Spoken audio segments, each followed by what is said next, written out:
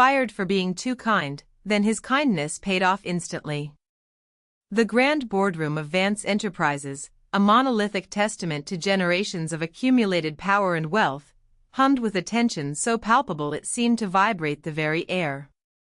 Sunlight, usually a golden benediction pouring through the expansive windows, now seemed to cast long, ominous shadows across the polished mahogany table, reflecting the hushed and apprehensive faces of the few, carefully selected board members.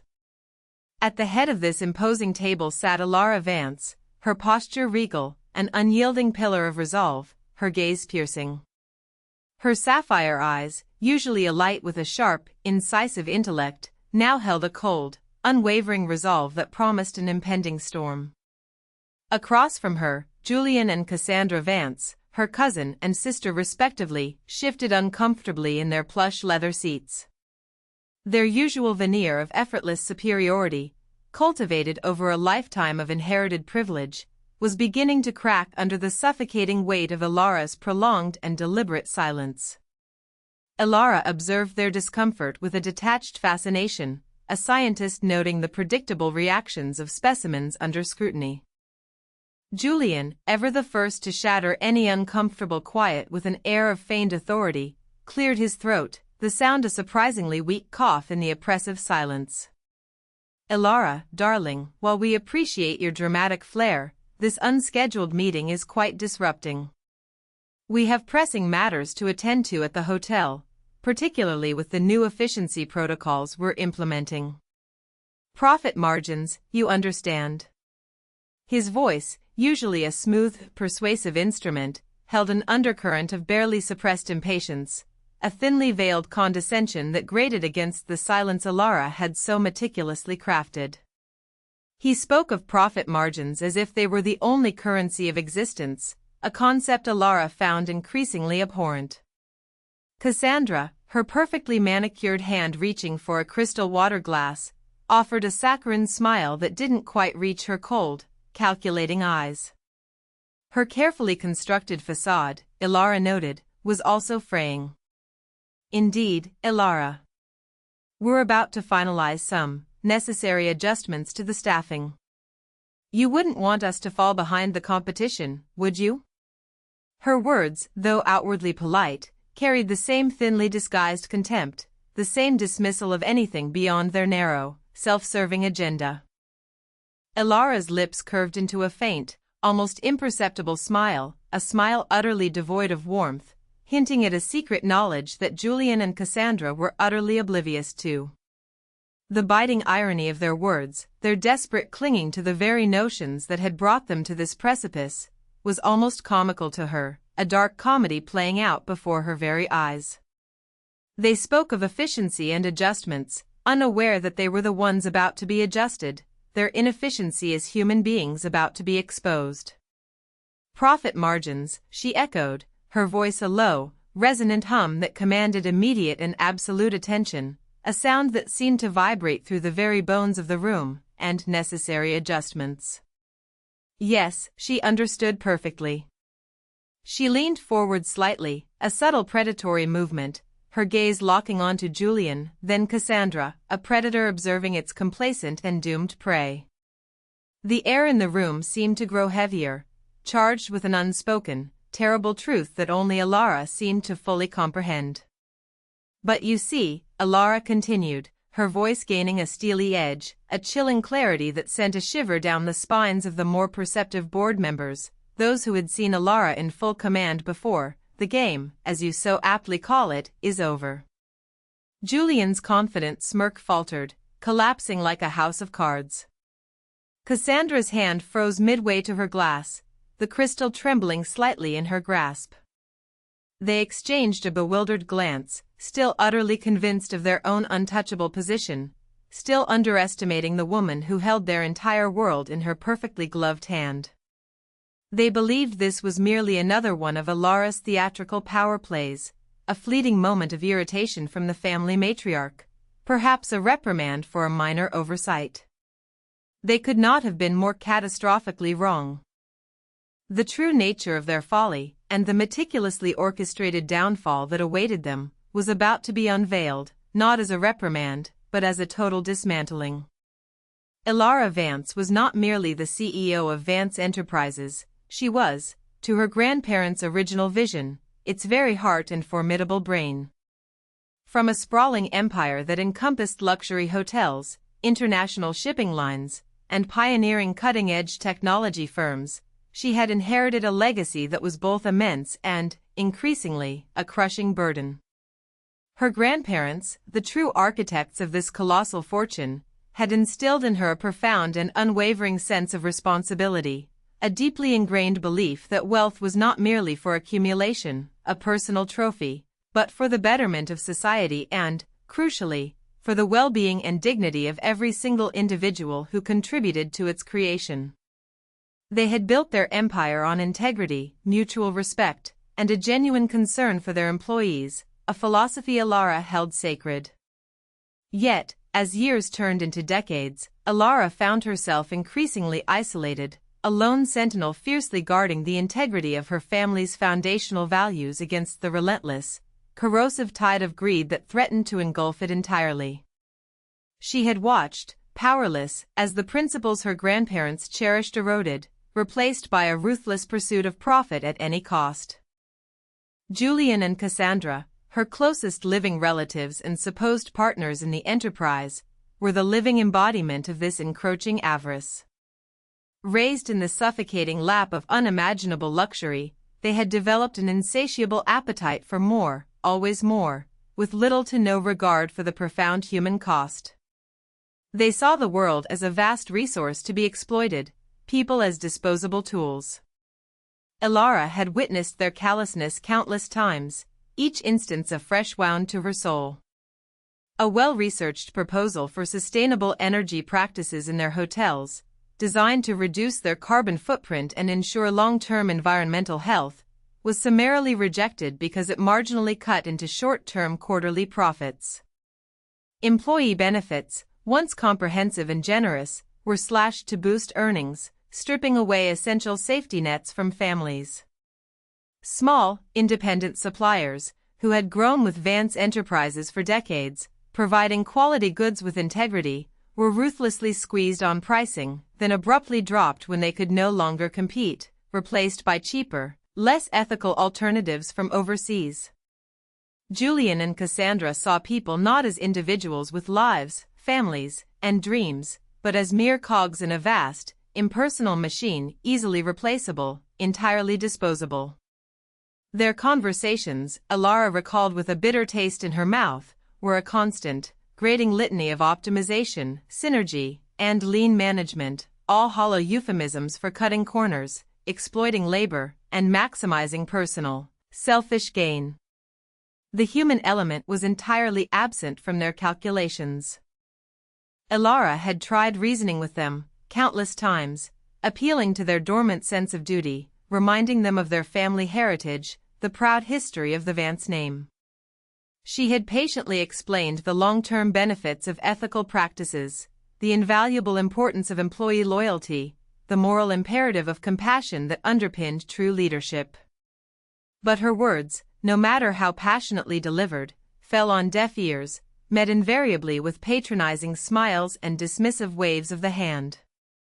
Old-fashioned, Elara, Julian would often quip, his voice oozing with a condescending amusement, "The world has changed.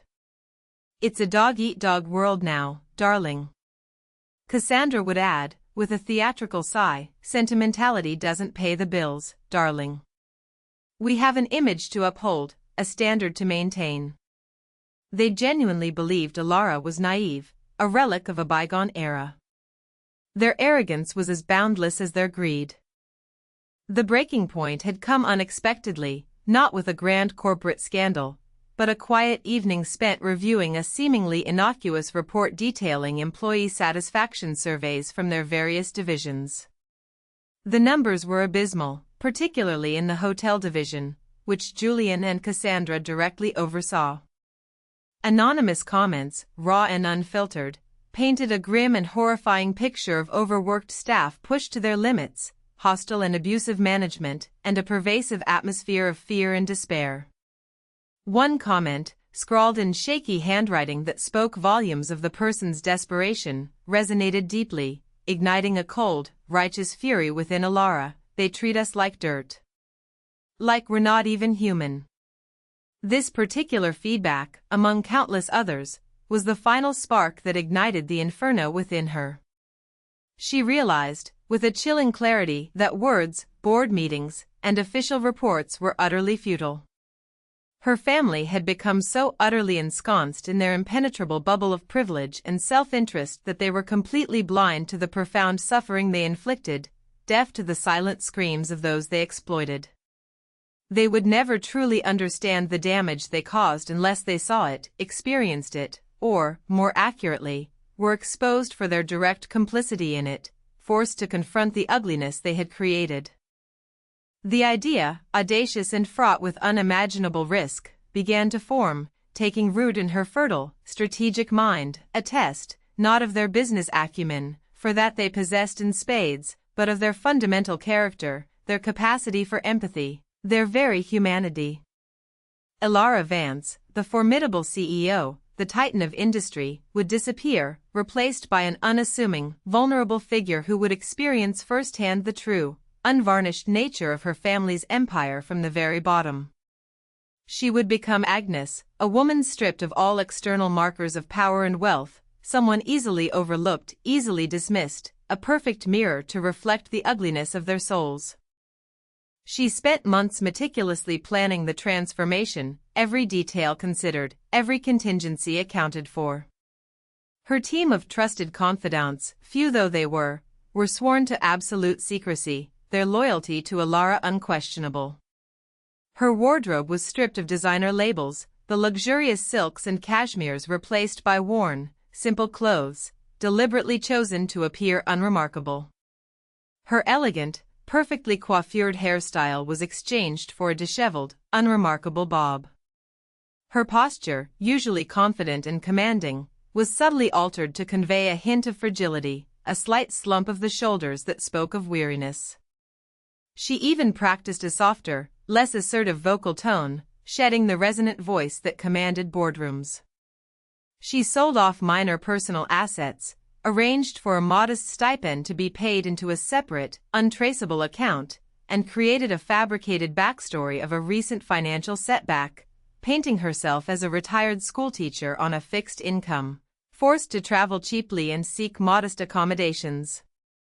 The grand, opulent hotels, the glittering crown jewels of Vance Enterprises, would be her chosen battleground, the stage for her perilous experiment.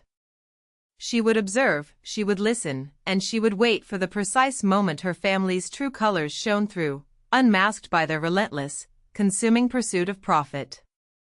Alara knew, with a certainty that chilled her to the bone, that the fate of her entire empire, and the lives of thousands who worked for it, depended entirely on this perilous gamble.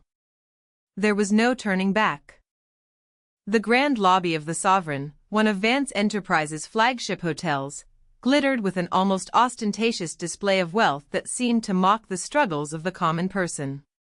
Marble floors reflected the dazzling chandeliers overhead, casting a blinding light, and the air was thick with the cloying scent of expensive perfumes and polished wood, a scent of manufactured luxury. Into this world of meticulously crafted opulence stepped Agnes. She looked utterly, profoundly out of place, a stark anomaly. Her simple, slightly threadbare coat, her worn, sensible shoes, and the faded scarf tied loosely around her neck made her an immediate anomaly amidst the designer-clad guests and impeccably uniformed staff. She carried a small, somewhat battered suitcase, a carefully selected prop designed to reinforce her humble, unassuming persona. Her face, carefully devoid of makeup, seemed paler than usual, and her shoulders were slightly hunched, as if burdened by an invisible, crushing weight, a weight that was not entirely feigned.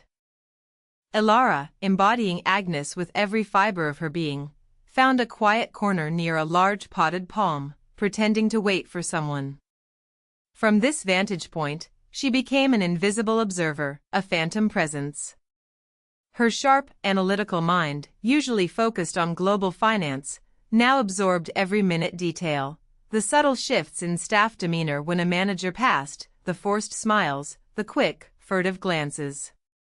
She watched Julian Vance sweep through the lobby, his phone pressed to his ear, his voice booming as he barked orders into it, his face contorted in an expression of perpetual, impatient displeasure. He stopped briefly to berate a young concierge for a seemingly insignificant misplaced luggage tag, utterly oblivious to the visible distress and humiliation of the young man. His voice, Elara noted, carried no warmth, only command. Cassandra, equally imperious, was seen later, gliding through the lobby, chastising a cleaning staff member for a barely perceptible smudge on a distant mirror, her tone dripping with disdain, making the woman shrink into herself, her shoulders hunched in shame. The casual cruelty was breathtaking in its normalcy. Agnes spent several days at the Sovereign, moving between the grand lobby, the less frequented service corridors, and the hotel's modest, staff-focused coffee shop, deliberately presenting herself as a non-entity, someone to be ignored, easily dismissed. She heard snippets of conversations between Julian and Cassandra in passing, their voices carrying through the vast spaces. "We need to cut the lunch break by 15 minutes, it's costing us too much in downtime," Julian declared one afternoon, as if staff were merely machines to be optimized. "The staff turnover is a problem, but frankly, it means we can hire cheaper, less experienced people," Cassandra retorted, her voice utterly devoid of concern for the human impact. "That old bellhop, Silas, he's getting slow. A liability. We need to streamline," Julian said another time, his words chilling Elara to the bone. Each casual, dismissive remark chipped away further at Elara's dwindling, fragile hope for her family. They truly saw no inherent value in human dignity, only in numbers on a spreadsheet, in quarterly profits, in abstract efficiency.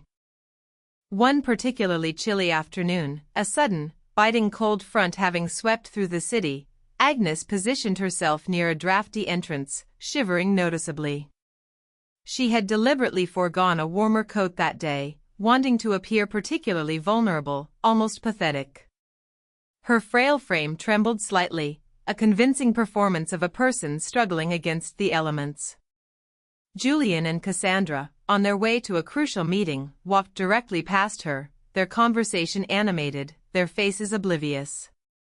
Julian glanced at her, a fleeting look of annoyance crossing his face, as if her presence was an aesthetic blight on his pristine lobby, an unsightly stain on his perfect corporate image. Cassandra, equally unconcerned, merely averted her gaze, probably thinking of the opulent luncheon she was about to attend, or the latest designer handbag. Neither offered a word, a glance of concern, or even a flicker of acknowledgement. They saw a problem to be ignored, not a person in need. Elara felt a deep, chilling despair settle in her chest. Then, a quiet voice, tinged with a lifetime of gentle weariness, spoke softly beside her. "Pardon me, ma'am, but you look quite chilled. Is everything all right?" It was Silas Finch, the senior bellhop. He was a man well into his 60s, his uniform slightly creased from countless hours of wear, his hair thinning, but his eyes held a warmth that belied his age and the arduous, physically demanding nature of his job. He had been with Vance Enterprises for over 40 years, starting as a fresh-faced young man, now a silent, steadfast fixture in a changing world, a quiet anchor in a sea of corporate indifference. Elara, as Agnes, had noticed him before, the almost imperceptible ways he patiently helped an elderly guest with their unwieldy bags, the kind word he offered to a nervous new trainee struggling with a difficult customer, the genuine, unforced smile he gave to the weary travelers passing through. He moved a little slower now, perhaps, but his dedication, his quiet dignity, and his inherent kindness were undeniable, a stark contrast to the harsh world around him. "I'm quite all right, young man," Elara, as Agnes, replied, feigning a slight cough, her voice thin and reedy, "just a bit of a chill, I suppose. The drafts in here can be rather biting." She watched him carefully, observing his reaction, testing the depth of his compassion. Silas's brow furrowed with genuine, unfeigned concern.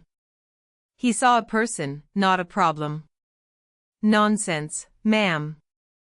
You look positively frozen. Please, wait here. He disappeared for a moment, moving with a surprising urgency for his age, returning swiftly with a folded, soft wool blanket, still neatly pressed. This was left in the lost and found, but it's been here for weeks. No one's claimed it. Please, take it. And, would a warm drink help? I can probably get you a cup of tea from the staff kitchen, if you wouldn't mind the wait. His voice was low, almost conspiratorial, as if he knew he was bending rules, risking a reprimand, but his compassion outweighed any fear of authority. He offered the blanket with a gentle, reassuring gesture, and the warmth, both physical and emotional, was palpable, a stark contrast to the biting cold of the lobby and the colder indifference of her relatives. Ilara's heart, hardened by years of her family's callousness, ached with a profound sense of gratitude and sorrow. This simple act of kindness, this unsolicited generosity from a man who clearly had little himself, who risked his own position for a stranger, was a stark, brutal contrast to the cold indifference of her family. It was a beacon in the darkness. She took the blanket, wrapping it around herself, feeling the genuine warmth radiating from it, a physical manifestation of human goodness. Thank you, young man, she said, her voice catching slightly, the feigned fragility almost real, that is, incredibly kind of you. She knew, in that moment, that Silas Finch represented everything her family had lost, everything her grandparents had valued.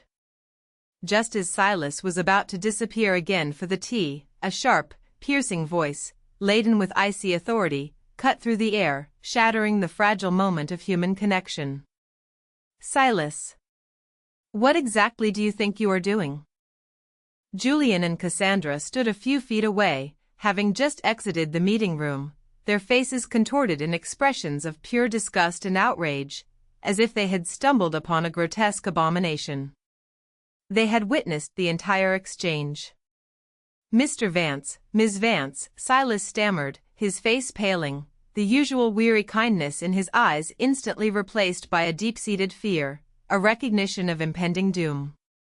This lady was feeling unwell, a bit cold, so I just thought. You thought? Julian sneered, stepping closer, his voice dripping with venom, his face an ugly mask of contempt. You thought you'd waste valuable company time ministering to every vagrant who wanders into our lobby. Our hotel is a 5-star establishment, Silas, not a charity clinic. And that blanket. Do you know how much that costs? You're giving away hotel property and undermining our image. He gestured wildly at the blanket Ilara clutched, as if it were a stolen artifact. Cassandra stepped forward, her voice a sharp, icy whip that cracked in the opulent space. And your efficiency, Silas? We've already discussed your slowing pace. This is precisely the kind of unproductive behavior we cannot tolerate. You're setting a terrible example for the younger staff. This is a business, not a soup kitchen. Her words were a chilling echo of every dismissive statement Ilara had heard for years. Silas flinched, his shoulders slumping, his spirit visibly breaking. But she was shivering, ma'am. It was just a small act of insubordination. Julian interjected, his face now flushed with an ugly, self-righteous anger. That's what it is, Silas. We've been very patient with you, given your long service. But this is the final straw. Your services are no longer required, effective immediately. Consider yourself terminated. Report to HR for your final paperwork. Silas stood frozen, his eyes wide with shock and utter disbelief, his world collapsing around him. 40 years of loyal, unwavering service, dismissed in an instant for an act of simple human compassion. He looked utterly broken, his dignity stripped away. But, my pension, my wife's medicine, he began, his voice barely a whisper, a desperate plea. Julian merely waved his hand dismissively, his eyes cold and unfeeling. "That's not our concern, Silas. You should have thought about that before prioritizing sentimentality over your duties. Now, kindly collect your personal belongings and leave the premises." He turned on his heel, dismissing Silas as if he were nothing more than a forgotten piece of luggage. As Silas slowly turned, his once dignified posture now utterly defeated, his steps shuffling as if weighted by invisible chains, Alara, as Agnes, watched the scene unfold. Her heart was a cold, hard stone, solidified by the raw, brutal injustice. The test was definitively over. Her family had failed, spectacularly and irrevocably.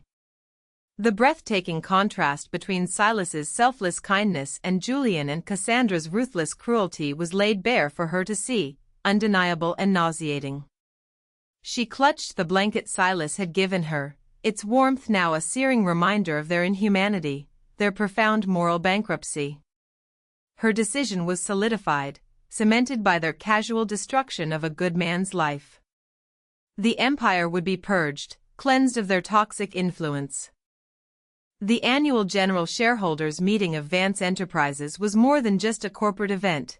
It was a grand spectacle, a meticulously choreographed display of power, influence, and unassailable authority. Held in the sprawling, gilded ballroom of the company's corporate headquarters, a monument to their supposed success, it was where major decisions were announced, where the fate of thousands of employees was charted, and where the Vances presented their polished, glittering vision for the future. Julian and Cassandra, radiant and self-assured, stood on the stage, basking in the applause of their sycophantic peers and oblivious shareholders. They had just finished presenting their latest quarterly report, filled with impressive, though morally questionable, profit figures achieved through the very efficiency protocols that had cost Silas Finch his job and countless others their peace of mind. They had even subtly alluded to the recent necessary streamlining of staff, a thinly veiled reference to Silas and others like him, which they spun as a triumph of fiscal responsibility and shrewd modern management.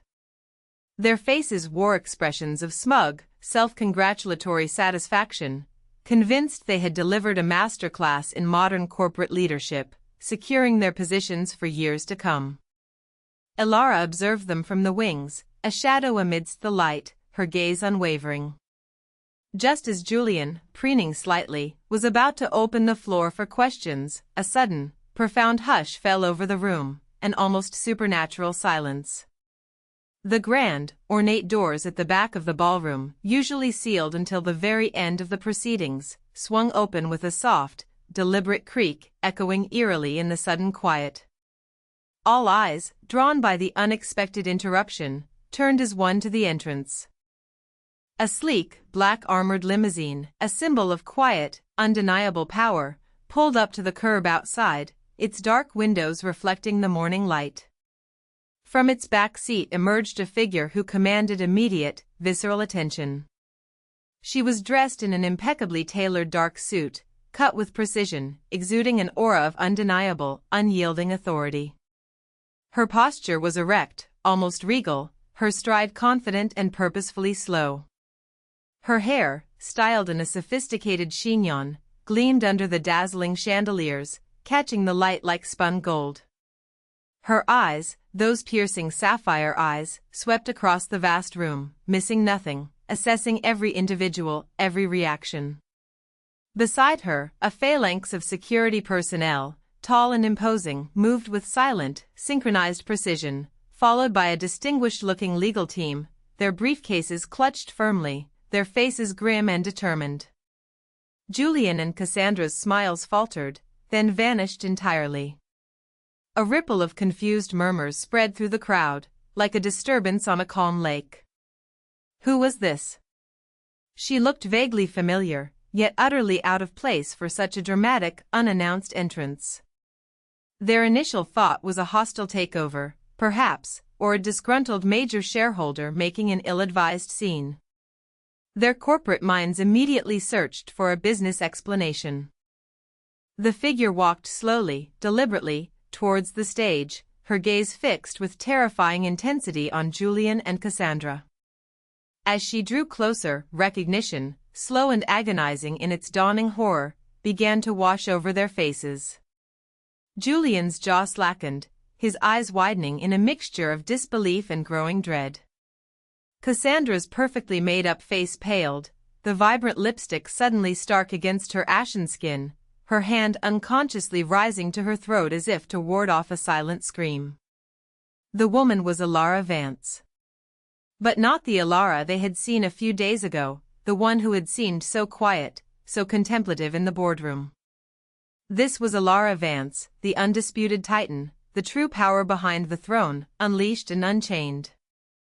And the look in her eyes promised utter devastation, a reckoning. She reached the edge of the stage, her presence dominating the vast room, shrinking everyone else into insignificance. The microphone Julian had been holding, a symbol of his temporary power, seemed to shrink to a toy in his trembling hand. Julian. Cassandra. Her voice, now amplified by the microphone, resonated with a chilling clarity, each syllable a hammer blow. I believe you were just discussing your efficiency protocols and necessary adjustments. Her tone was deceptively calm, yet laced with an icy edge that promised retribution. Julian, regaining a sliver of his composure through sheer force of habit, tried to bluff, to regain control of the narrative. Ilara?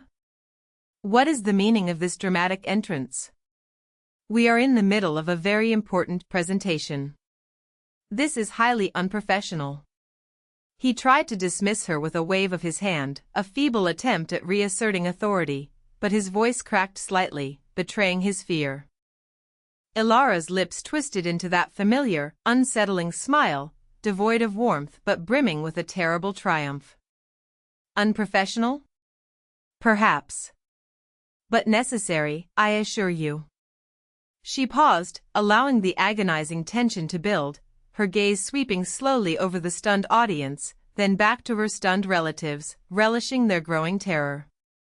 For the past few weeks, she began, her voice dropping slightly, becoming more intimate, yet carrying immense, undeniable weight, I have been observing, listening. Not from my office, not from behind endless reports, but from a different perspective entirely. She then looked directly at Julian and Cassandra, her eyes like chips of ice, reflecting their dawning, sickening realization. I disguised myself.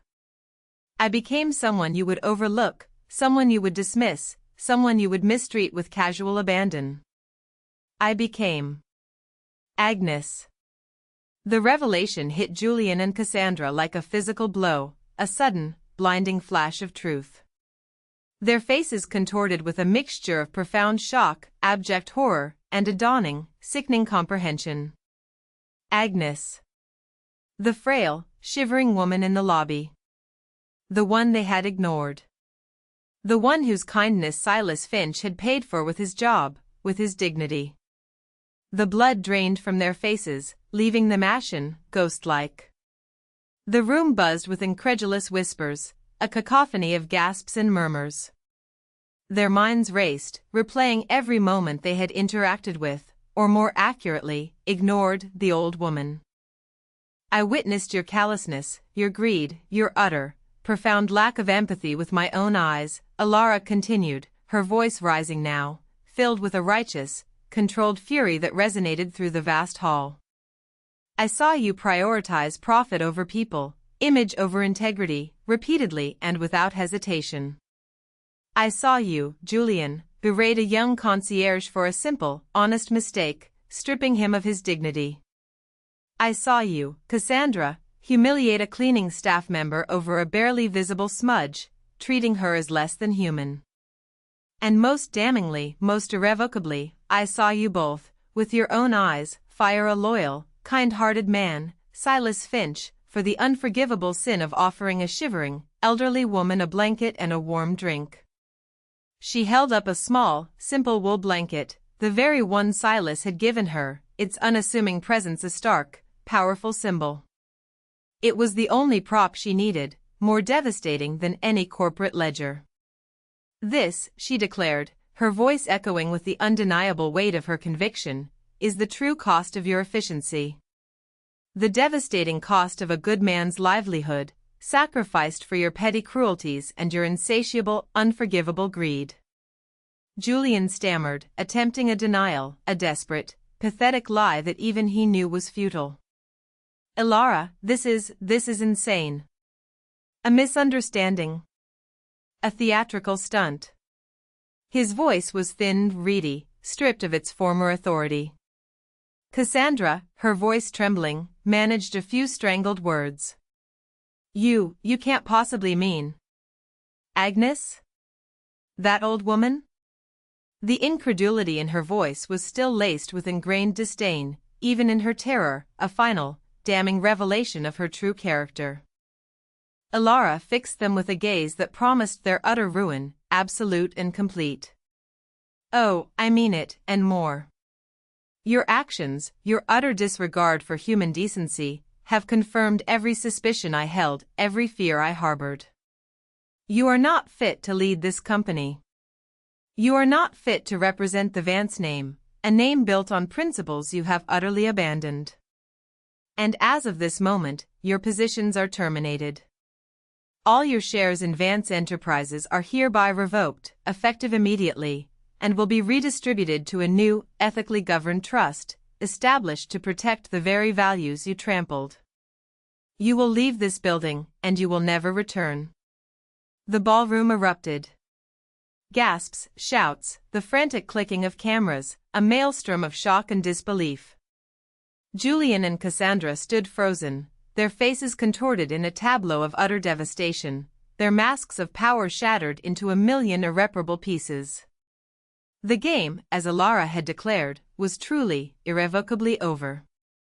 The aftermath of Elara Vance's dramatic revelation was swift and brutal, a corporate earthquake that sent shockwaves throughout the entire industry. Julian and Cassandra, once considered unshakable pillars of society and science of the seemingly untouchable Vance Empire, were utterly decimated. As Elara's legal team, already prepared with meticulous precision, moved with surgical efficiency, their assets were systematically frozen, their corporate credit cards cancelled, and their access to company accounts revoked. Their personal bank accounts, heavily reliant on the steady flow of company dividends and lavish bonuses, swiftly dwindled, revealing the fragile foundation of their perceived wealth. The opulent mansion, the fleet of luxury cars, the designer wardrobes, all were tied directly to the Vance name and its fortunes, and all were systematically stripped away, leaving them financially naked. Their desperate attempts to resist, to argue, to appeal to their forgotten family connection, were met with cold, unyielding legal might. Julian, his face still a mask of disbelief and sputtering rage, tried to rally allies, to discredit Elara, to spin a narrative of a vengeful, unstable matriarch. But the board members, witnessing the undeniable proof of Elara's meticulous investigation, the comprehensive recordings, the detailed observations, the irrefutable evidence of their casual, chilling callousness, quickly abandoned the sinking ship, eager to distance themselves from the disgraced duo. Julian and Cassandra were publicly escorted out of the corporate headquarters by newly instated security personnel, their faces pale with shock and humiliation, their once proud bearing replaced by a pathetic, slumped defeat. The flashbulbs of the paparazzi captured their ruin for the world to see. They found themselves adrift, cut off from the only world they had ever known, a world that had always catered to their every whim. Their elite social circles, once so eager to bask in their reflected glory, now shunned them entirely. Invitations to exclusive dinners went uninvited, calls went unanswered, doors once open were now firmly shut.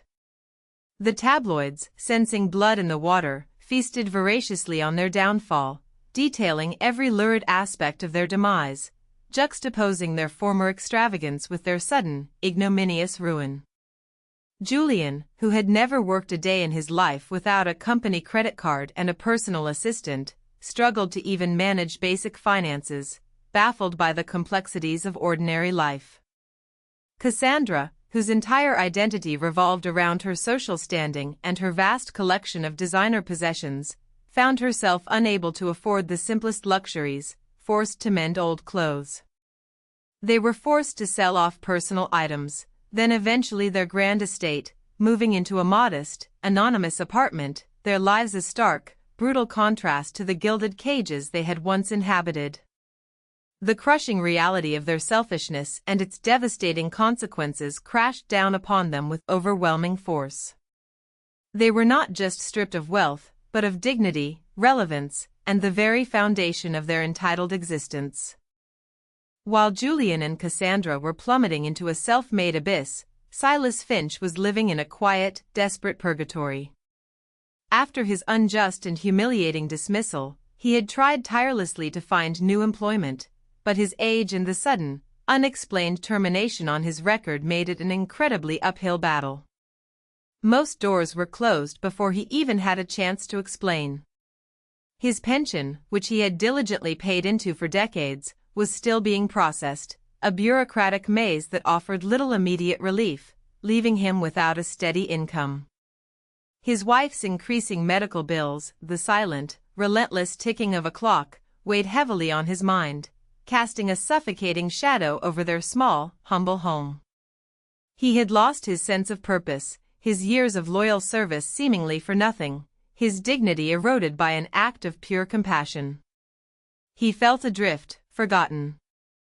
Then, one sunny morning, a gleaming black car, far too luxurious for his quiet suburban street, pulled up to his modest house. A well-dressed woman, radiating quiet authority and warmth, stepped out, accompanied by a distinguished man in a sharp suit carrying a briefcase. Silas, wary and disheartened by previous disappointments, opened his door cautiously. "Mr. Finch?" the woman asked, her voice kind, yet firm and professional. "My name is Amelia Thorne, and this is Mr. Davies, from Vance Enterprises. We are here on behalf of Ms. Alara Vance." Silas's heart sank further, dreading another round of bad news, perhaps a demand for the blanket he still cherished. "Yes, that's me," he replied, his voice tinged with resignation, bracing himself for the worst. Amelia smiled then, a genuine, warm smile that reached her eyes, a stark contrast to the cold smiles he had grown accustomed to. "Mr. Finch, Ms. Vance extends her deepest, most sincere apologies for the egregious injustice you suffered. She was the woman you knew as Agnes." Silas's eyes widened, a flicker of bewildered recognition dawning on his face. Agnes? The frail lady he had helped? The one who had cost him his job, his future? He remembered her eyes, so kind and grateful, a fleeting connection in a world of indifference. He was stunned. Amelia continued, her voice gentle, yet clear. "Ms. Vance was conducting a vital observation, a test of character, and your compassionate act, despite the inherent risk to yourself, revealed the true, rotten character of those she was testing. It was a moment of profound revelation for her, Mr. Finch, and it changed everything." Mr. Davies then opened his briefcase, producing a series of crisp, official-looking documents. "Mr. Finch, Ms. Vance has personally seen to the reinstatement of your full pension, retroactively, with a substantial bonus for your 40 years of exemplary, loyal service. Furthermore, she has established a brand-new, pivotal position within Vance Enterprises, specifically for you, Head of Employee Welfare. It's a role that will value your inherent empathy, your deep experience, and your profound understanding of human dignity, ensuring that no employee ever suffers the way you did. This comes with a generous salary, full benefits, and a comprehensive medical package for your wife, fully covered, for as long as it is needed." Silas could only stare, his mind reeling, struggling to process the impossible words. He heard them, but they seemed to float, unreal, too good to be true. He looked at the documents, then back at Amelia, tears welling uncontrollably in his eyes, blurring his vision. "But I was just doing what was right. I didn't expect," his voice broke, choked with emotion. Amelia reached out and gently squeezed his arm, her touch warm and reassuring. "That is precisely why you are being rewarded, Mr. Finch. Because you did what was right, simply for the sake of it, with no expectation of reward, no thought of personal gain. Ms. Vance has also arranged for a new, fully paid-off home in a quiet, peaceful community, ensuring your comfort and security for the rest of your days." Silas Finch, the man who had lost everything for a simple, selfless act of kindness, was now being given more than he could ever have dreamed, more than he had ever thought possible. The shock, the overwhelming relief, the sheer disbelief, it all manifested in a quiet, profound sob, tears streaming down his weathered face. He had been seen. He had been valued. His goodness, against all odds, had been profoundly rewarded, a testament to a different kind of justice. Months later, the dust had settled, and the landscape of Vance Enterprises had been irrevocably transformed. Elara Vance, now more respected and formidable than ever, her authority cemented by her decisive actions, had meticulously reshaped her empire. She had purged the old guard, replacing them with individuals who prioritized ethical practices, genuine employee well-being, and sustainable, long-term growth over fleeting profits. New policies were implemented across all divisions, ensuring fair wages, robust benefits, and a transparent, compassionate system for addressing grievances.